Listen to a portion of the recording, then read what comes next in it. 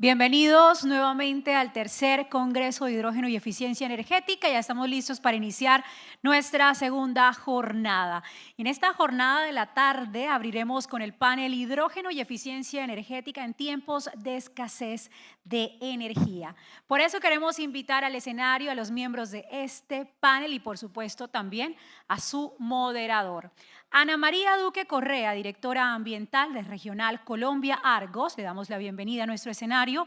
También a Fabio Hernando Galán, presidente de Acerías Paz del Río. A Luisa García, gerente de energías para la transición de Cenit. A Fabián Cuberos, Country Manager Siemens Energy. Y por supuesto al moderador Daniel Romero, director de la Cámara de Grandes Consumidores de Energía y Gas. Bienvenidos los miembros del panel. Y el moderador de esta conversación,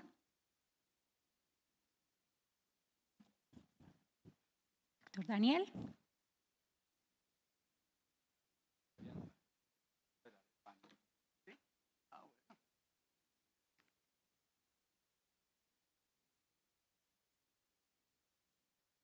Bienvenidos, doctor Romero, tiene usted la palabra.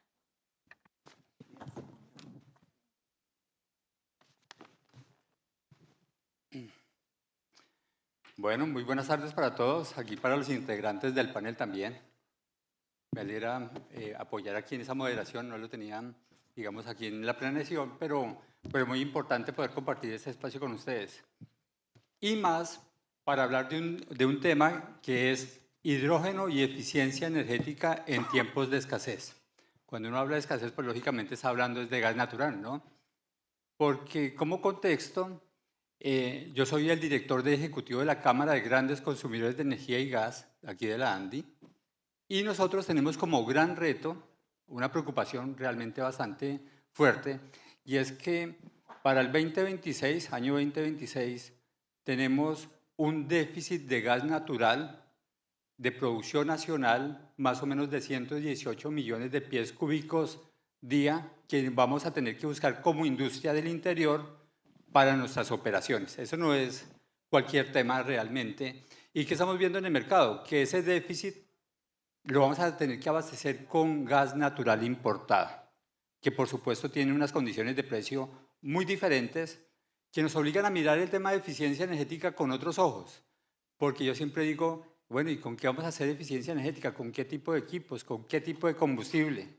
Y por supuesto, pues, digamos que yo lo digo un poquito desde afuera porque los que tienen el problema son precisamente las plantas de cemento, las plantas siderúrgicas. Ellos son los que tienen ese problema. ¿Y quién los puede apoyar? Los puede apoyar precisamente empresas de tecnología del sector así como Siemens.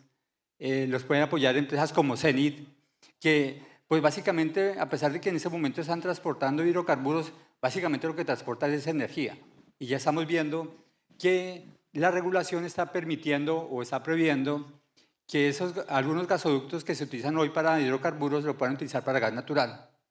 Y vamos aquí en el panel a ver qué tan posible es llevar esa misma infraestructura a que pueda transportar, por ejemplo, hidrógeno, pero eso lo vamos a desarrollar durante el panel. Y otro punto que quiero colocar en el contexto es que básicamente la canasta del sector industrial es 20% biomasa, principalmente los ingenios, digamos, algunas arroceras, 20% energía eléctrica, un gran potencial para aumentar esa participación de la energía eléctrica, 30% gas natural y 30% carbón. Sobre ese 30% que es el gas natural es donde tenemos el gran inconveniente.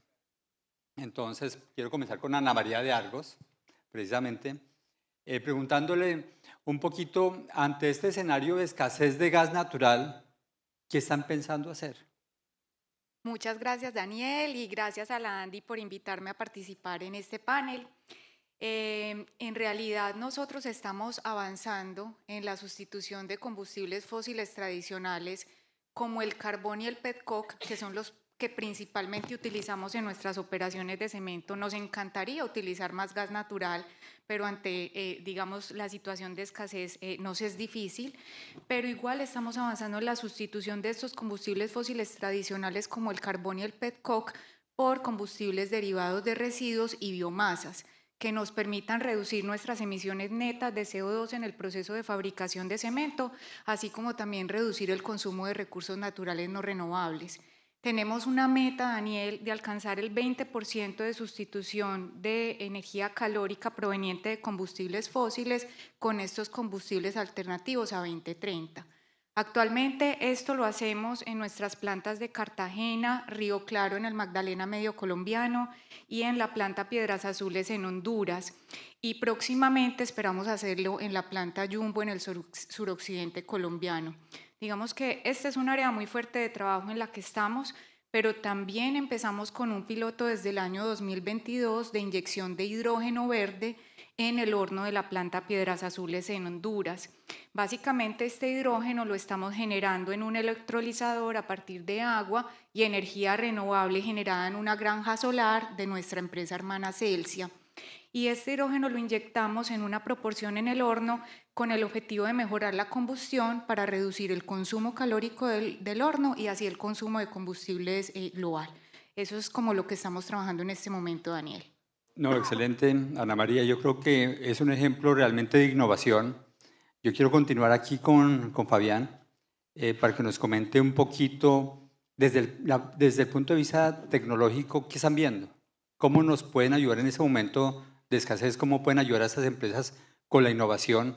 Y quiero colocar otro tema ahí en contexto, y es que lo que dura este panel, que es casi una hora, en una hora, de acuerdo a las cifras de la UDME, que ya son cifras un poquito que hay que actualizar del año 2020, se pierden 700 millones de pesos cada hora por pérdidas de eficiencia energética en el sector industrial.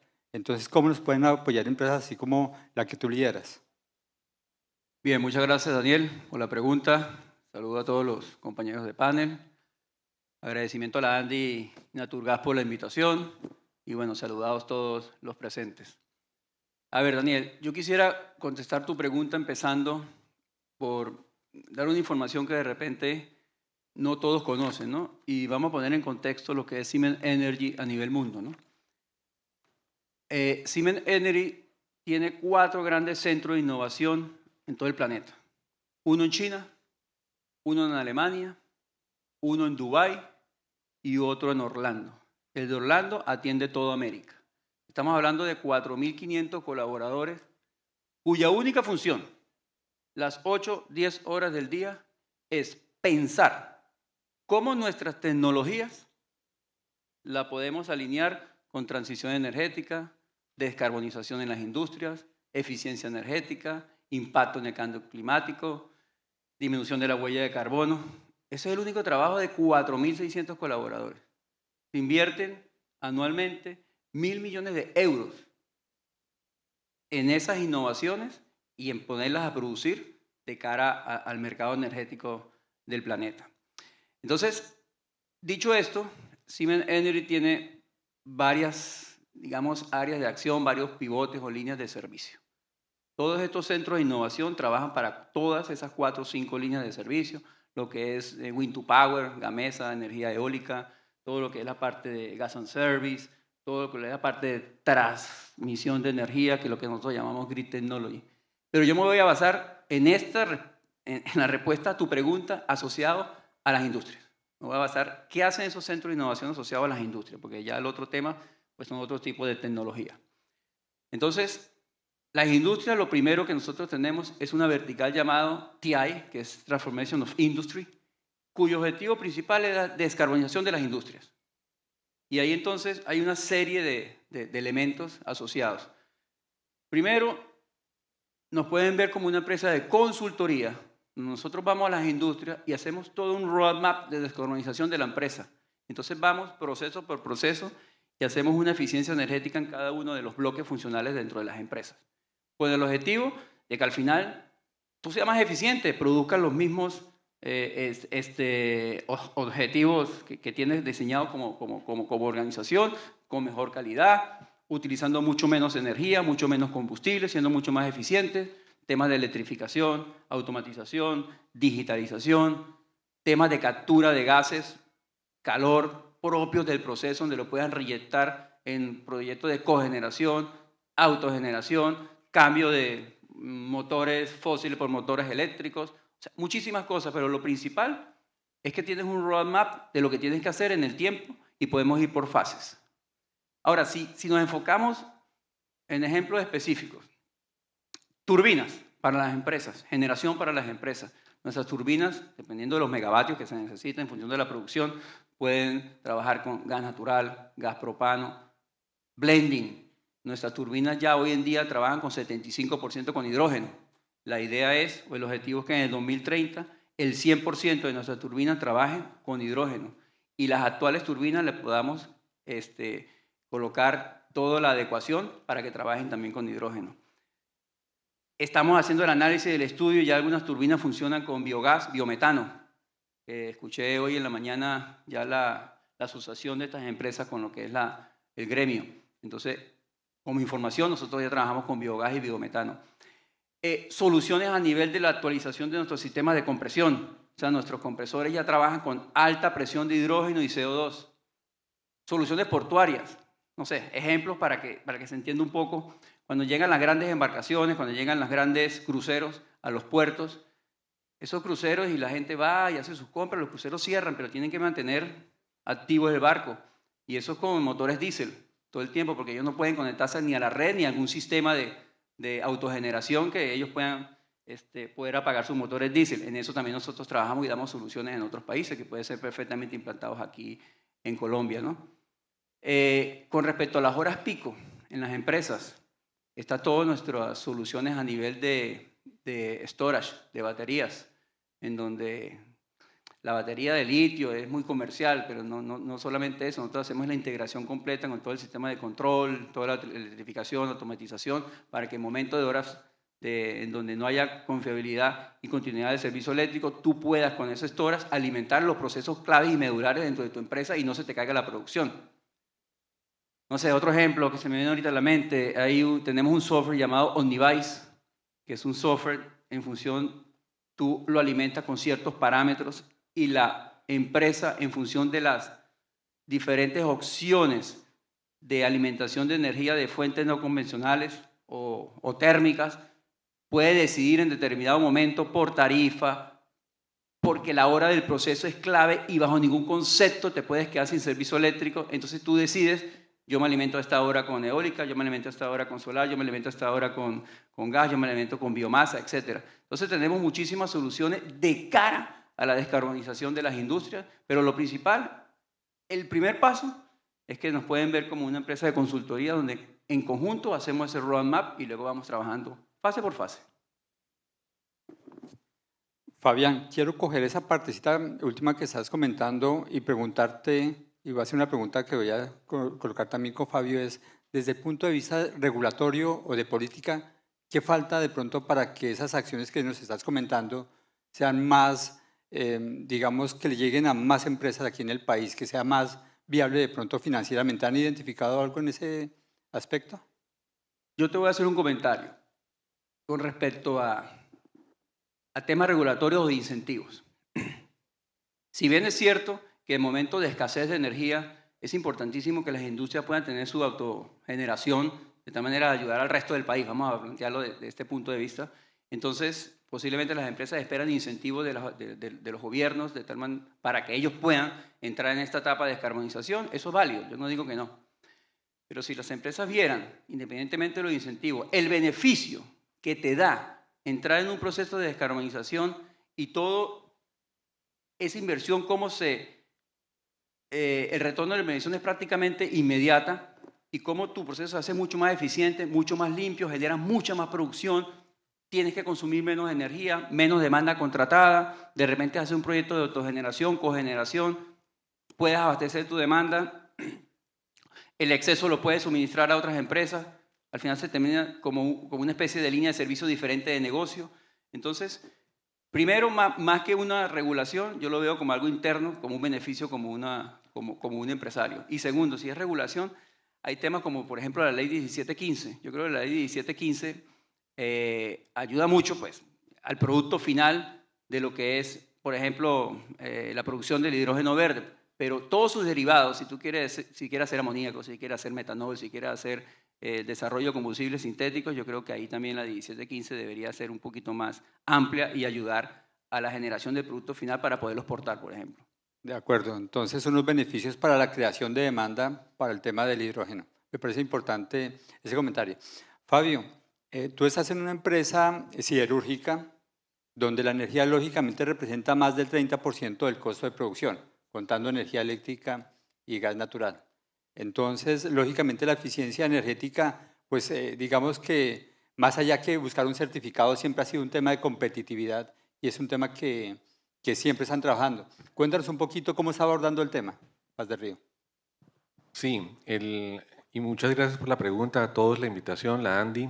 El escenario hoy en día también debe partir de la base que uno no debe renunciar a lo que tiene, porque la seguridad energética o en los insumos es la base para poder estructurar lo que es un futuro de eficiencia, ¿sí? Y hoy, pues, digamos, todas las industrias están bastante golpeadas por la misma situación donde tú estás, siempre va a haber un competidor que tenga más del 50% del mercado, ¿sí? China, por ejemplo, hoy en día domina toda la industria eléctrica en el mundo, ¿sí? 4 o 5 compañías están en el top 10 de los suministradores internacionales de productos eléctricos. Pues no es diferente en el caso del acero, ¿sí? En el acero, China tiene el 56% del mercado mundial, la India tiene el 14% y nótese la diferencia, ¿sí? El competidor es chiquito, lo de Colombia es un enano. Dicho esto, cuando uno piensa en eficiencia de consumo de energéticos, claramente lo hace en dos escenarios. El primero, de la sostenibilidad, como una necesidad de ser sostenible en costos, ¿no? Porque la sostenibilidad debe medirse que el negocio permanezca y que genere beneficios para todos. Y hoy en día, claramente, la competencia es costo eficiente. Y segundo, cuando tú estás en un mercado como el siderúrgico, que en este momento estamos a precios del producto terminado de hace más o menos 10 o 15 años, pero con los costos de hoy en día. Entonces, cuando uno se pone a mirar que tiene un costo alto versus un producto que te vale 10 años menos en valor, ¿sí? Pues tienes que ser bastante creativo. Acerías Paz del Río, para poner en contexto, es el segundo consumidor de energía eléctrica en materia industrial en Colombia y a veces el segundo o tercero en materia de gas natural, ¿sí? Consumimos 4.500, 4.800 MMBTU día en gas. Eso es bastante, ¿no? Entonces, cuando uno quiere ponerse en términos de costo-eficiencia, pues ya lo decía Ana, tiene uno que mirar cuáles son los insumos internos que puede reutilizar, ¿sí? Y nosotros producimos muchos gases en alto horno, muchos gases en horno eléctrico, y por supuesto menciono el eléctrico porque una de las alternativas es la electrificación. Si tú no tienes gas y tienes que pensar que el gas se te va a poner a 3 veces o 4 veces el valor o contra alternativa de importación, pues estás fuera del negocio del acero. Así de sencillo. Entonces, y también tienes que pensar cuál es el momento de la inmediatez por un beneficio fiscal, por un beneficio de inversión extranjera, por lo que sea, no es hoy, pero el problema lo tienes hoy. ¿No? Entonces ahí tú tienes que hacer más eficiente tu proceso. ¿Qué estamos haciendo en Paz del Río? Ya llevamos avanzando una generación de un parque fotovoltaico que nos va a generar cerca de un 6% de la energía eléctrica con energías renovables. Se está haciendo de la mano de Celsia. Esos son cerca de 18 megagigavatios año, que es el 6%, es decir, 300 megagigavatios año consume Acerías Paz del Río. Y en gas, el año pasado aumentamos la producción del alto horno vía un proceso de reindustrialización. Estábamos produciendo 870, 880 toneladas de arrabio día. Arrabio es acero líquido, ¿sí? Con este proceso mejoramos a 1.000 toneladas día y esto nos genera muchos gases, ¿no? Entonces los gases de coquería y los gases de alto horno los reinyectamos en el proceso que nos permite mayores eficiencias y evitar el consumo de gas natural. Asimismo, todo lo que son motores y calderas que estamos utilizando energía eléctrica o gas natural, estamos sustituyéndolo por combustibles líquidos, mezclas de diésel de barcos, en general sobrantes mismos. Nosotros consumimos mucho ACPM, no porque lo quememos, sino porque es un refrigerante, ¿sí? Entonces, cuando se pasa por todos los serpentines, pierde poder calórico, pero sirve para quemar. Entonces, eso lo estamos utilizando. Son muchas las alternativas. Excelente, Fabio. Y así como le preguntaba Fabián, desde el punto de vista regulatorio o de política, ¿qué consideras que se debe implementar o que debemos tener aquí en el país para que esos temas de eficiencia energética aún tengan más visibilidad dentro de las organizaciones? Yo lo comento porque he estado en algunos foros donde, por ejemplo, le dicen a uno que la actividad de un proyecto es altísima y se paga el proyecto en 8 meses, pero no se pueden realizar algunos de los proyectos. Entonces, ¿tú qué sugieres? Cuando uno mira un proyecto por la TIR o por el WAC y uno dice que quiere hacerlo y no tiene la plata en el bolsillo, pues llora, ¿no? Eso nos pasa a todos. Y lo que debería tener los incentivos fiscales o las políticas de transición energética o para llegar, por ejemplo, en estos momentos al hidrógeno verde o al hidrógeno azul, hay un único país que hoy en día produce acero a través de hidrógeno, que es Suecia, una empresa que se llama Hybrid. Y eso se logró porque todos los países, Alemania también lo está haciendo, Corea, se meten inversiones públicas a costo hundido, ¿sí? Y claramente con una asociación público-privada que permite que se pueda dar. Colombia no está en ese nivel todavía. Los valores de hidrógeno distan mucho de lo que deberían ser eficientes, que deberían estar entre 2.8 y 6.9 dólares el metro cúbico de hidrógeno, ¿sí? Para que sea competitivo y supera ese valor por muchísimo más. ¿Y a qué voy con esto? A que los países que hoy en día están marcando la tendencia llevan en esto ya 20 años. Para que esto avance y en Colombia pueda llegar, pues tiene que haber, primero, seguridad jurídica, segundo, facilidad para la inversión extranjera, tercero, lo hemos visto en energía eólica, los proyectos 3 que estaban muy avanzados murieron, ¿sí? Ya están recogiendo las hélices, no voló, y eso es porque hace falta condicionar no solamente la demanda, ¿no?, sino también el incentivo jurídico para que el inversor pueda quedarse y pueda hacer cosas.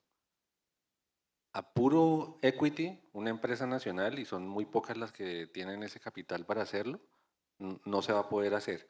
Entonces, ciertamente por política pública deberá emularse contenidos como los de Suecia, como los de Alemania, como la misma España, Holanda, que puedan darnos un ejemplo a seguir y ciertamente nosotros facilitar la puerta para que la inversión extranjera pueda llegar a hacer eso acá en Colombia. Bueno, y a Luisa la tengo un poquito olvidada aquí, que debía haberme Bastante. colocado en ese lado. Ustedes están en el negocio de transporte de energía. Van a iniciar incluso con gas natural y más adelante me imagino que con toda la logística para hidrógenos. Cuéntenos un poquito sobre ese tema. Bueno, muchas gracias. Me parece maravillosa la hora porque espero hayan tenido un súper almuerzo y esto sea como ese café reactivante para que esta tarde podamos seguir compartiendo en este congreso. Me parece muy valioso porque tal vez dirán, bueno, pero si estamos hablando de eficiencia y el transporte y la infraestructura, ¿qué juega en este panel? Yo creo que todo. Preguntaba Zenit qué está haciendo. Sí, tenemos, imagínate, más de 9.100 kilómetros de infraestructura que hoy desarrolla el transporte de hidrocarburos, el transporte de crudo a través de sus oleoductos y transporte de combustibles líquidos derivados del petróleo a través de su red de poliductos. Y un punto que decían mis compañeros en el panel, especialmente Fabián, y es lo que estamos buscando con eficiencia no solo es reducir consumos, sino cómo utilizamos y reusamos lo que hoy ya tenemos. Y es eso, tenemos un mapa que hoy encontró una diversificación en la necesidad y hoy los puntos de oferta tal vez de gas están cambiando y están poniéndose en otro sitio donde todo el país los había dibujado. Si teníamos nuestra disponibilidad de gas en la parte interna onshore en la plataforma y en los llanos, esa logística y esa dinámica tal vez ha cambiado y nuestra infraestructura puede jugar un papel fundamental para que esa infraestructura, que también es hacer eficiencia, cómo usamos esos ductos y los ponemos a disposición, pueda llegar en tiempos oportunos. ¿Qué significa reconvertir esa infraestructura? ¿Qué retos tiene esa infraestructura? Grandísimos. Es infraestructura que son de 24 pulgadas, que tiene unas características y que cuando uno tiene el reto de pasar de un líquido a un gas, técnicamente manejar unas presiones diferentes y manejar una normativa diferente, pues va a tener unas implicaciones. Pero siempre la reducción de los costos, la reducción de los impactos, la oportunidad y de igual forma poder poner a disposición una infraestructura en el corto plazo va a ser estratégico. A gas estamos haciendo ese análisis y venimos trabajando muy fuerte en desarrollar el conocimiento técnico para hacer la reconversión. Y también quisiera un poco desmitificar el tema. Las reconversiones no nos las estamos inventando. Las reconversiones se han hecho en el mundo, ya llevan más de 30 reconversiones en el mundo que se han venido haciendo y hace parte de ese proceso de transitar energéticamente. Esa transición ya se ha dado para poder disponer de esa infraestructura de crudo también para gas, para otros líquidos, y en el mundo ya también se ha venido investigando qué hacemos hacia el hidrógeno. Entonces, un llamado súper importante es que si queremos masificar esa molécula de hidrógeno y queremos poder conectar puntos estratégicos, pues vamos a requerir tal vez en un mediano plazo infraestructura a gran escala como pueden ser los sistemas de transporte por ductos. Y nuestra infraestructura, una vez tenga esas condiciones y esas capacidades y logremos incentivar la demanda para conectar esos puntos, seguramente va a ser estratégica. ¿Es posible? Sí es posible. ¿Tiene unos retos? Claro que los tiene, insisto, pero creo que dentro de esas posibilidades y las necesidades que encontremos para poder desarrollar la infraestructura y transitar a esa realidad de que el hidrógeno y sus derivados sean una realidad, pues una infraestructura de transporte puede ser aprovechada. Ahora, no solamente está hacer y dedicar el hidrógeno o los ductos a hidrógeno, sino que ya hoy también hay pilotos de blending. Entonces, el blending es una posibilidad y una de las partes fundamentales para seguir llegando a dedicarnos a desarrollar este tipo de soluciones logísticas. La otra es que esta infraestructura también, cómo habilita el hidrógeno, y ya tuvimos grandes anuncios desde el grupo Ecopetrol con el tema de SAF, y es que también el desarrollo de este tipo de combustibles va a permitir que el hidrógeno juegue un papel fundamental en entrar en ese tipo de combustibles diferentes a lo que ya hoy conocemos a los hidrocarburos y seguir descarbonizando esa matriz. Y también el tema de los portadores puede ser un mecanismo súper importante y eficiente para poderlo desarrollar. Entonces hay un abanico de ideas y de posibilidades que yo creo que deberíamos iniciar ya. Entonces dirán, bueno, si hoy todavía nos falta incentivar la demanda, ¿por qué estamos pensando en infraestructura tan grande para reconvertir? Y es que realmente si queremos llegar a posicionar a Colombia a los niveles que estamos pensando y llegar a posicionar el hidrógeno para que esté disponible ante esa seguridad energética que mencionabas, pues tenemos que pensar a gran escala. Y eso es lo que estamos buscando en CENIT, desarrollar conocimiento, traer todo este conocimiento y la infraestructura que ya tenemos, ponerla a disposición del sector energético y poder desarrollar soluciones oportunas. Hoy no lo estamos pensando para gas, pero ya hay estudios que llevamos analizando y que llevamos adelantando para ver cómo transitamos no solo hacia gas, sino a vectores como el hidrógeno. Y desde el punto de vista regulatorio de política, ¿qué necesitan para ese corto plazo y de pronto mediano plazo? Y digo corto plazo porque el tema de convertir ese oleoducto a gasoducto, pues es algo que ya es bastante urgente para la demanda nacional. Bueno, esa es una pregunta maravillosa porque creo que uno de los habilitadores, específicamente en un mundo regulado como el gas, las modificaciones y las señales regulatorias son muy importantes. Entonces, hemos tenido que, en el escenario de gas, poder diversificar esas posibilidades regulatorias, salir fuera de la caja y ver cómo metemos la reconversión de infraestructura allí. Ya también quiero mencionarles, no solo es la infraestructura a través de los ductos, también son nuestros puertos. Entonces es como todo ese escenario sobreregulado un poco porque hay mucha regulación del gas, porque tiene mucha historia, pues nosotros empezamos a incluir la reconversión. Ha sido un reto enorme que especialmente en las señales regulatorias y de remuneración de esa infraestructura aún falta un trecho importante, pero consideramos que teniendo en cuenta que necesitamos ese gas, esa molécula, esa confiabilidad, que muchas empresas han venido haciendo procesos de eficiencia energética y diversificación de su matriz a través del gas natural, pues es necesario que garanticemos esa prestación. Entonces, ese escenario de remuneración, ese escenario de cuáles son esas reglas de juego para poder disponer de la infraestructura reconvertida, en este momento son claves esenciales y supremamente importantes. Si te pasas a la reconversión al hidrógeno, yo creo que una de las señales importantes ahí es el escenario técnico, un poco más la reglamentación más que la regulación.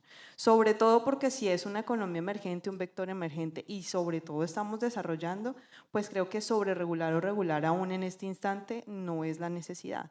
Tal vez la posibilidad de crear esos areneros y esas estrategias que nos permitan ir vinculando y estudiando muy bien el hidrógeno para hacer una reconversión facilitaría mucho. El ecosistema del hidrógeno es el que se tiene que desarrollar y es el que tenemos que habilitar y es ese mecanismo de los incentivos hacia la demanda que debemos crear para que exista ese desarrollo del hidrógeno en Colombia. Entonces, por ahora, la regulación tal vez en temas de hidrógeno es un poco más técnica, las normas ACTM y un montón de reglamentación que hoy nos permitirían estudiar muy bien cómo las tuberías y cómo estos sistemas de transporte se pueden reconvertir, que ya lo han hecho en el mundo, pueden ser una posibilidad. Hoy la reglamentación es más técnica, pero seguramente el desarrollo integral del ecosistema del hidrógeno será una parte fundamental para que esto sea una realidad. Bueno, perfecto, Luisa. Yo casi que me estoy quedando sin preguntas, pero tengo aquí compañeros de la Cámara que indiscutiblemente pueden hacer algunas muy buenas. Ana María, yo creo, no te hice la pregunta de qué necesitas desde el punto de vista regulatorio y de política para que todos esos procesos de innovación tú los puedas llevar a cabo. Claro que sí, Daniel. Yo creo que en el ordenamiento jurídico colombiano ya tenemos unos instrumentos muy bien diseñados, pero de difícil acceso. Tenemos unos beneficios tributarios como por ejemplo el descuento en renta, la exención de IVA para las inversiones en mejoramiento ambiental, en eficiencia energética, en uso de fuentes de energía no convencionales. Sin embargo, acceder a esos beneficios no es tan fácil. Cuando uno ya se pone a solicitar, por ejemplo, la exención de IVA ante la DIAN, es un trámite realmente bien complejo y puede que con la autoridad ambiental uno obtenga de manera ágil con la ANLA, nos ha ido bien con la emisión de esos certificados, pero luego cuando uno se va a la DIAN a que le devuelvan ese IVA, eso es prácticamente imposible. Entonces uno dice, ¿cómo hacemos para facilitar el acceso a eso? ¿Cómo hacemos para que si yo obtuve el certificado después de haber hecho las inversiones, entonces me devuelvan el pago de lo no debido? Creo que eso es importante. Adicionalmente, en lo que tiene que ver con el uso de combustibles derivados de residuos, es importante que en la regulación se incluya el coprocesamiento de residuos en los hornos de cemento como una de las mejores alternativas de gestión de residuos del país.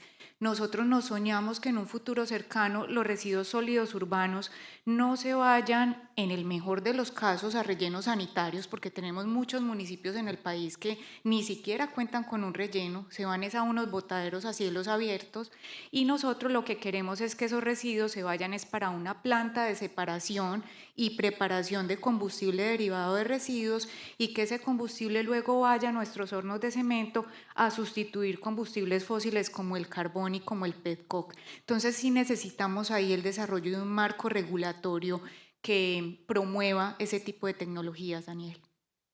Bueno, una excelente respuesta. Yo creo que de hecho debe formar parte de la agenda de nosotros aquí en la ANDI, trabajar ese tema.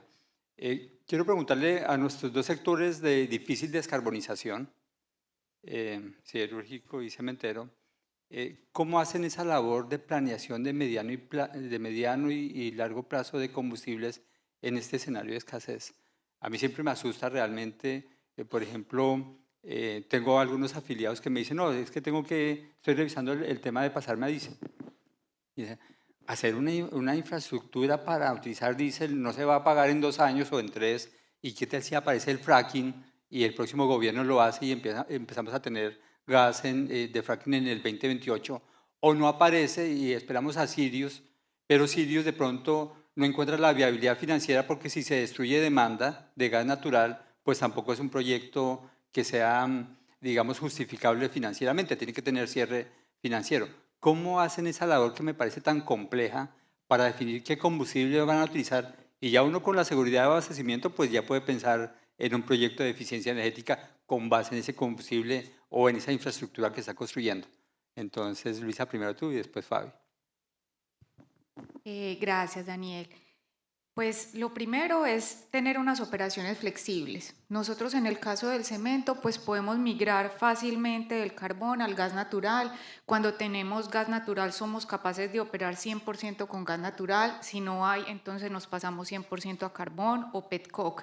Pero sí estamos invirtiendo fuertemente en la planeación para mejorar esa cadena de abastecimiento de combustibles derivados de residuos y poder que estos combustibles tengan una participación importante en nuestra matriz energética. Pero indudablemente, Daniel, es un tema bastante retador.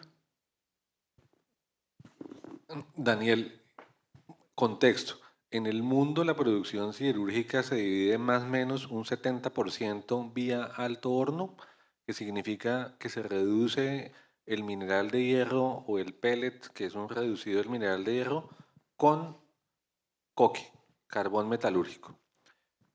El gran reto del mundo, el otro 30% es vía hornos de arco eléctrico. El gran reto del mundo es hacer esa transición para que haya en la electricidad la reducción de las emisiones de CO2, que ciertamente en los altos hornos pues no es que sean ineficientes, sino son menos eficientes. Dicho esto, cuando se piensa en el hidrógeno, claramente el hidrógeno sustituye dos combustibles.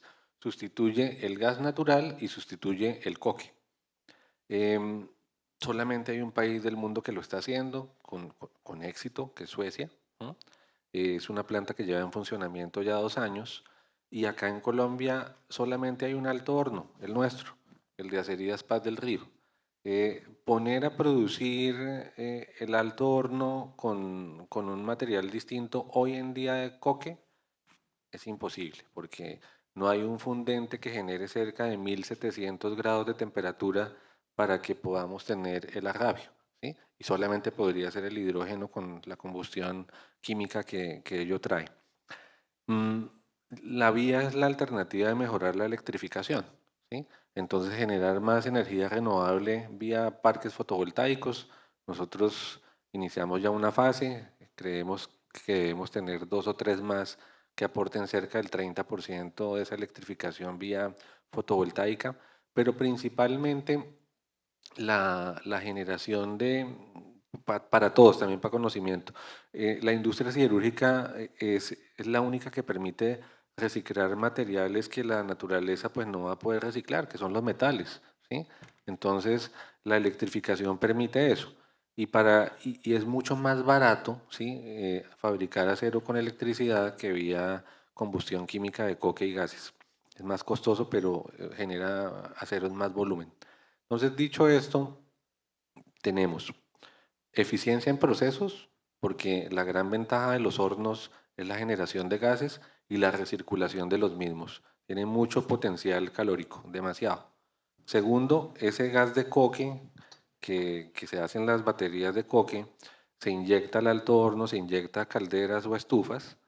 Nosotros tenemos esa posibilidad, evidentemente hay otras industrias que no la tienen, por lo cual la posibilidad de recuperación de los coproductos es cercana en nuestro caso al 97%.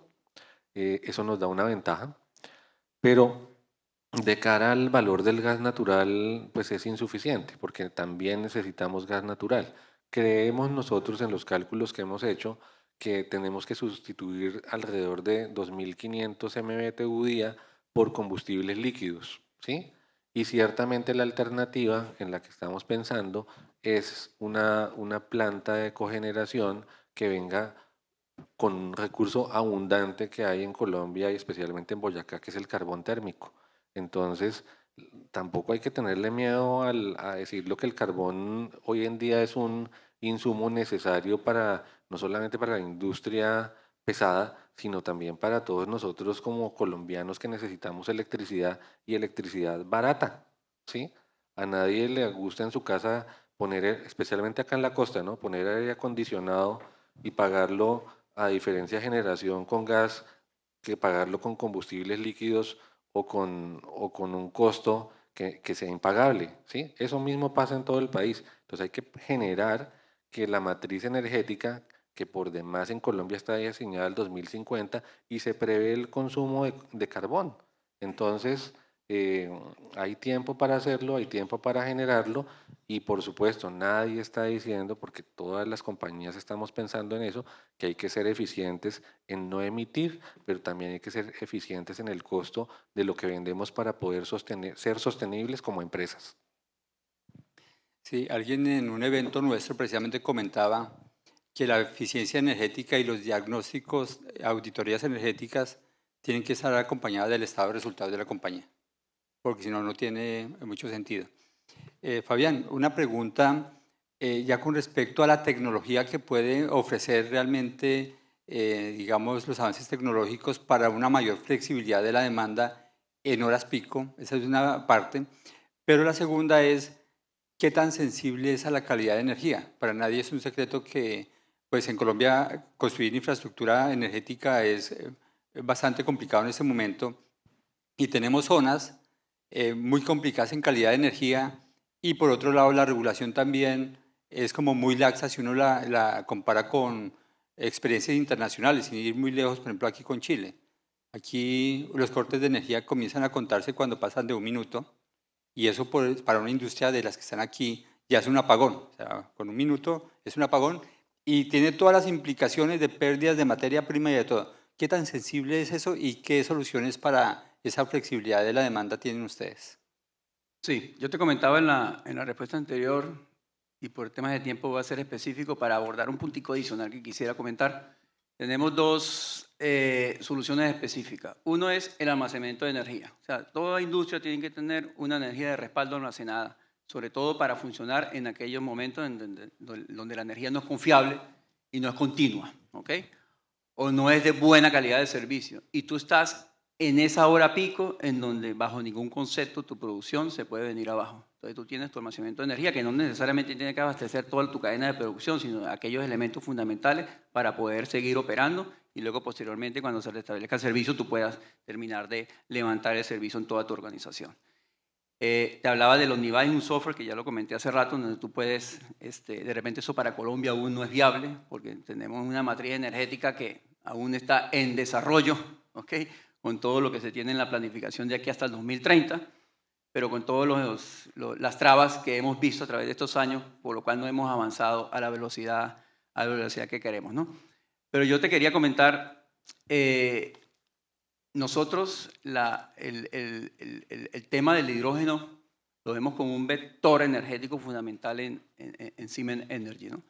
Y Luisa comentaba temas como, por ejemplo, soluciones de blending, como pruebas piloto.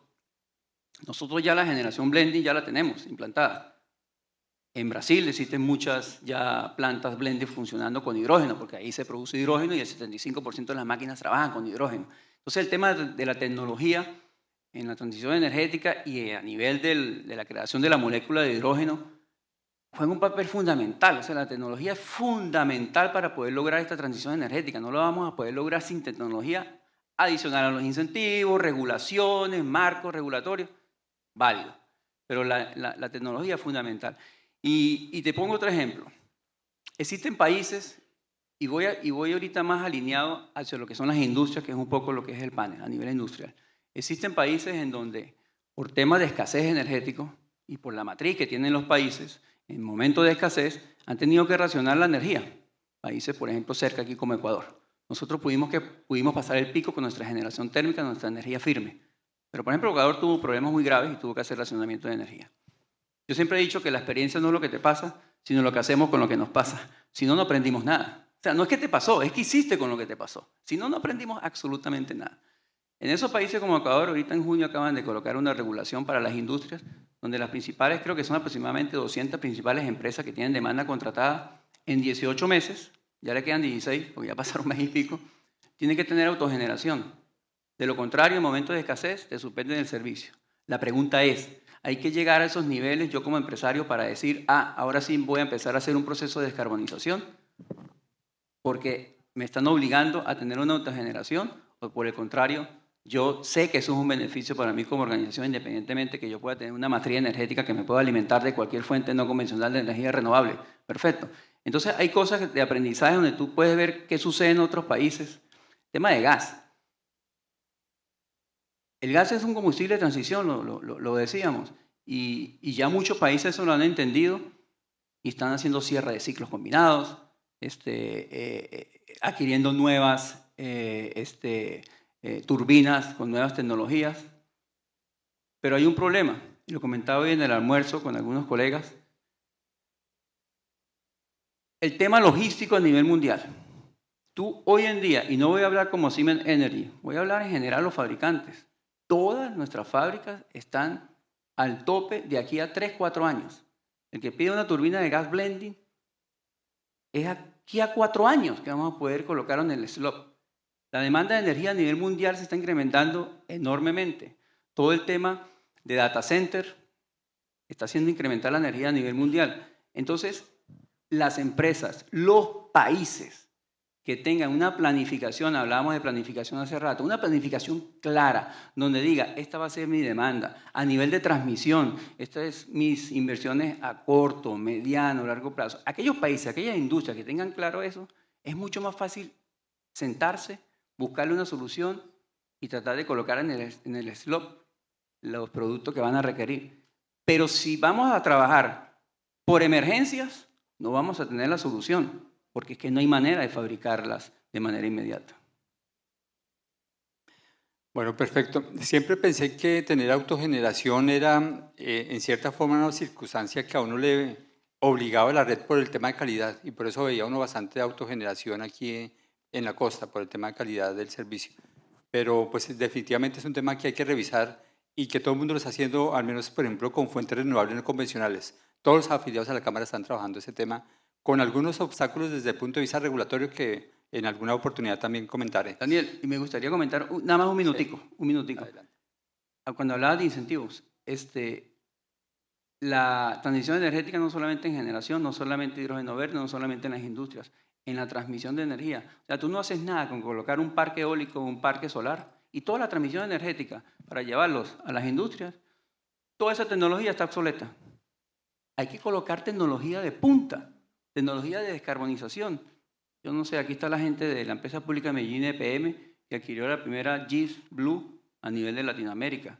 Esa es una nueva tecnología de Siemens Energy, donde no utilizas gas SF6 sino aire comprimido. Entonces, bueno, ese es otro tema. Pero sencillamente, a nivel de incentivos, es toda la cadena de valor la que tiene que estar descarbonizada. No es solamente la industria, no solamente yo generar con energía eólica o solar. Luisa, nos quedan 4 minutos, entonces, por favor, en 2. Yo sé que CENIT ha trabajado bastante el tema de eficiencia energética también. Entonces, me gustaría que nos comentara un poquito sobre ese. Y también, ¿cómo piensan ser como ese agrupador, pues para tener hidrógeno a transportar? ¿Cómo piensan trabajar el tema? Sí, en CENIT y poniéndonos ya en la posición como si somos esa gran empresa que tiene el reto también de diversificar su matriz, pues nuestra matriz hoy es una matriz que tiene unos retos bien importantes.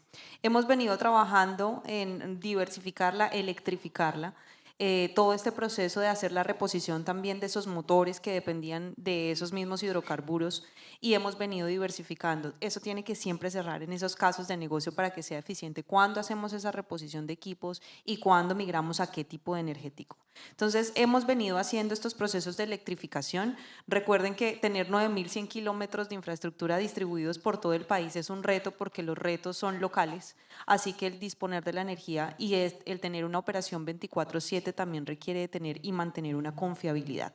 Entonces, venimos en ese proceso, uno, de electrificación, segundo, procesos de eficiencia muy altos. Nosotros mantenemos un proceso operativo y un proceso de monitoreo permanente de nuestras actividades y nuestras operaciones, lo que nos permite diseñar rutinas y desempeño para optimizar el uso de la energía de la mejor manera. Entonces, también el análisis de dónde podemos implementar, qué podemos reducir y cómo operar de la mejor forma es un ejercicio de eficiencia energética energética.